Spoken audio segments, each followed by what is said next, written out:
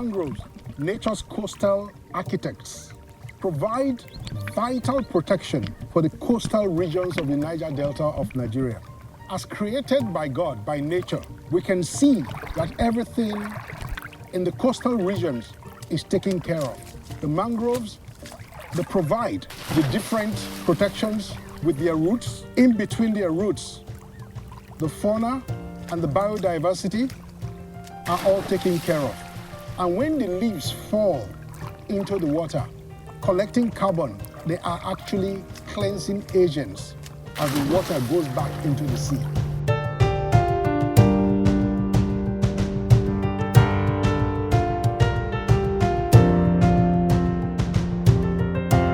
From the mangrove, it gives a lot of social and economic services to the people. And that's why we say it's their livelihood. Well, as we can see, even for their energy uses, we have over here what the trunks of mangrove that has just been cut freshly, and from there they're going to get their firewood, and also from there the back of this, we can see the back of the mangrove. That's where we talk about the tannin and all of it that we're talking about in paint making. So apart from that, charcoal also, when it is burnt, charcoal production comes from this. And for industrial uses also, the mangrove has short fiber length, which makes it very good for paper production, especially toilet roll production. So those are part of the things that the mangrove is giving as essential service to the people. So, from what you can say now, we're now talking about the economic uses of the mangrove. Yes. We know that with carbon sequestration, yes, that the mangroves collect 5 to 15% thereabout of carbon yeah, from the atmosphere. And that is very, very good to fight climate change. Yes. But now we're delving into the economic uses, the cultural uses, and the medicinal uses yes, of the people. How can all of this bring the world to a point where the mangroves are useful to all of us? To all of us. So bringing it to use for every one of us, we are now talking about the eco-based approach, wherein we are able to value this mangrove and put, just as we say a barrel of oil costs X amount, the mangrove, for it to be real to the people, we must be able to value it. So there's going to be value because the carbon is taken, which you already said, is absorbed 5 more times than the normal tropical tree is absorbing. So a lot of carbon is stored into this. And that is what we're talking about, valuing it to enable payment in the carbon trading.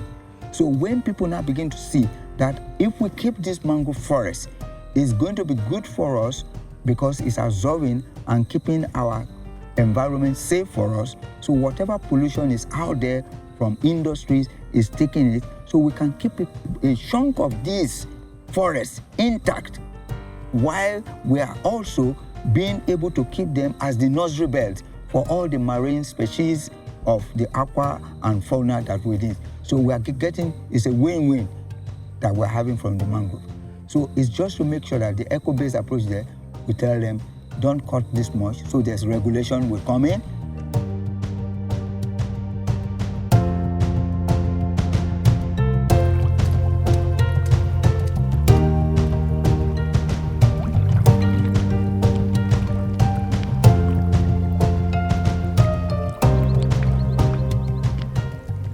The mangrove forests are indispensable to local communities in the Niger Delta, providing an abundance of resources, including seafood such as fish and crab, as well as timber for both construction and various economic assets closely associated with the mangrove ecosystem. Beyond their material benefits, mangroves hold significant cultural value. Mangroves serve as a connection to the past, a protector in the present, and a symbol of hope for the future.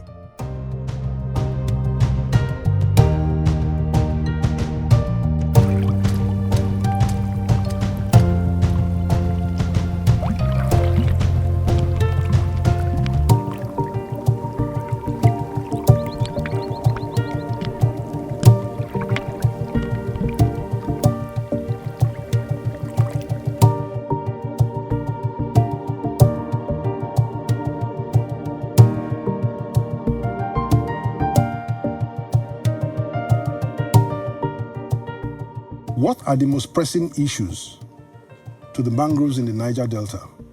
And what impact do these issues, as identified, have on the local communities, their culture, their way of life? The threats of mangrove in the Niger Delta identified, we have logging. Excessive logging of the mangrove is one. Dredging, sand dredging, is another thing that is impacting seriously on the mangrove. Apart from the construction, mangroves are also needed for construction of buildings, of kilns, and other things. Now, how does it now impact the communities, their livelihood? Of course, we have said that mangrove is a place for a lot of things happening for livelihood. Fishes are there, different biodiversity animals are there. And so when you are cutting down this, and a large areas have been cut down, we now find a lot of species going into extinction. So extinction of our good resources, of our animals, of our fish species, are one of the things that is trying. So lack of protein. So a lot of things now revolve around the absence of mangrove or degradation of mangrove in the Niger Delta. You've cleverly avoided the issue of oil exploitation, oil exploration, and the degrading of the environment by oil spills. Why didn't you talk about that? Okay, why I've not dwelled so much about that is because in recent time now, in the last couple of years, maybe 3 years now, the issues going about exploration, we know that seismic operation in the Niger Delta have reduced drastically because oil exploration have reduced. Most of it now have gone offshore. So the times of having seismic activities, clearing down of large areas and long stretch of pipelines to lay new pipes, whatever, has reduced.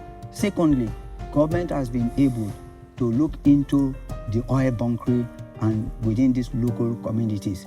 And on that too, we have found some efforts being made that are now yielding some profits for everybody, because now we have less vandalization of the pipelines, which means we have less pollution on our rivers. And what does that translate into? A cleaner environment, a cleaner water now, because we said that mangrove, the foliage leaves that fall down, they are the one that is helping to purify, absorbing carbons and all those kind of things, making our water cleaner. So where we have less breaking of pipelines, where we have less oil activities going that is spilling over our rivers and the tides are carrying it up and down. So that was why when I was making, that is now becoming less of an issue as compared to sand dredging, as compared to the logging for construction industries, for other building, firewood, charcoals, and all those. Those are major threats now that is yet to be looked into properly. And that will be able to be done when there are laws within the communities.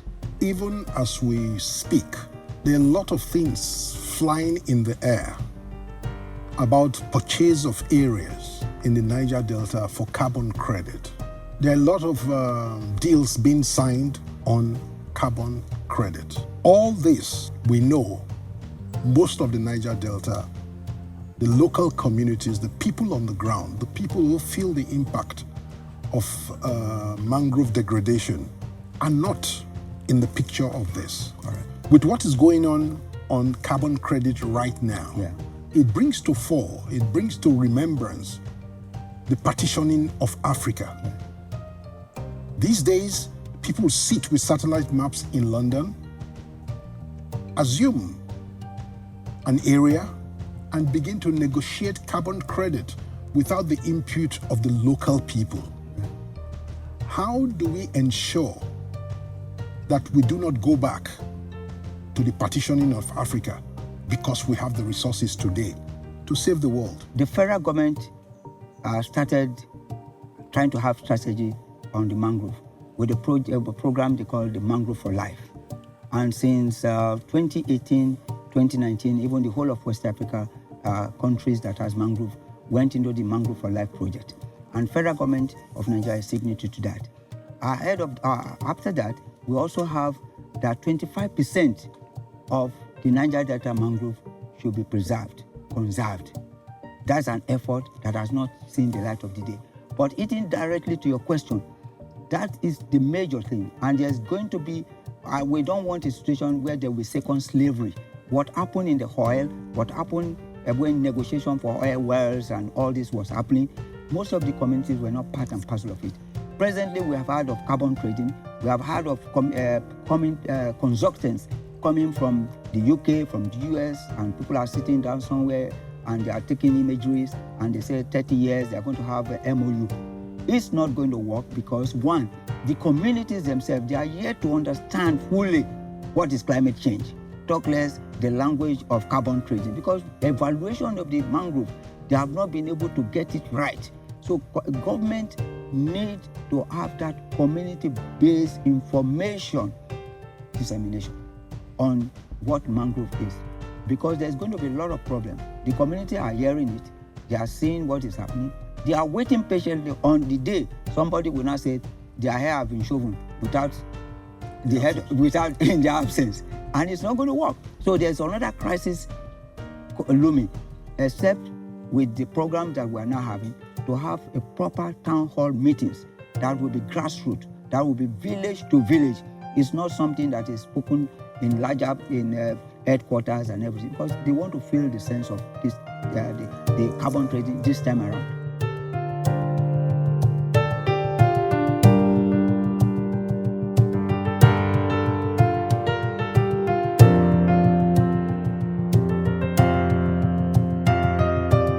What strategies are we putting in place at the local level, what in Nigeria we call the grassroots level, to ensure mangrove preservation and mangrove conservation?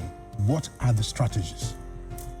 Awareness creation is the major strategy that is so far projected by all levels of people to the grassroots, to make sure that the communities where this mangrove exists get to know the importance and the need to have it conserved and preserved. So awareness creation is what is being put in place, and everybody is keen into that for the moment.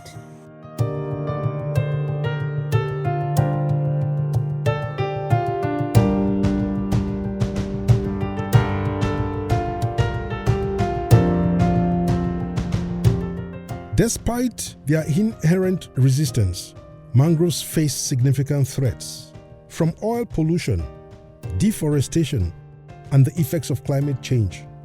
These are placing considerable stress on our vital ecosystems.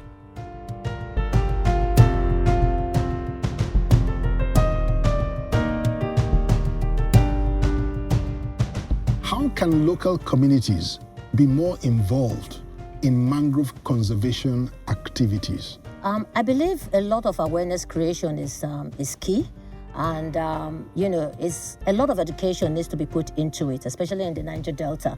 We're blessed with nature, we're blessed with the mangrove, and I think the local community, those who actually work and trade around the creeks of the Niger Delta, requires a lot of education to have good understanding of what the benefits of the mangroves are to them and to their trades. And that would help, because once you give that education, if they understand the benefit of why the mangrove actually exists and the benefit for why we should preserve the mangrove, and I think that will do a whole lot more to increasing, their livelihood and, less dependence.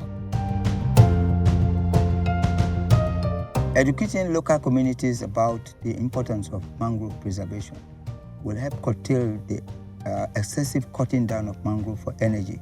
They depend more on mangrove for charcoal, they depend on it for their drying of fish and many other things, even logging. So by the time they know that preserving will give them more money in carbon trading and others, they will be able to preserve the mangrove instead of going down, cutting them down, and reforesting. The story of the mangrove is a story of resilience. It's a story of hope. And with our collective action, we will be able to restore, keep the mangrove, and save future generations to see and know what the mangrove is all about. Support mangrove restoration and conservation.